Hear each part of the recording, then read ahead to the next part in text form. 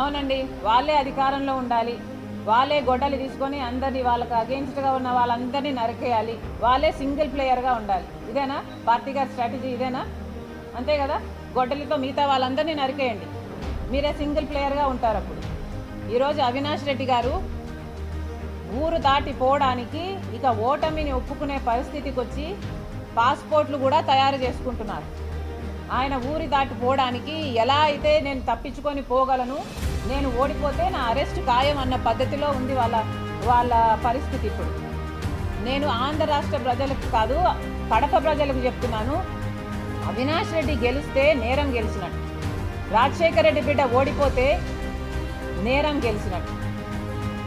కడప ప్రజలందరూ ఆలోచన చేయాలి.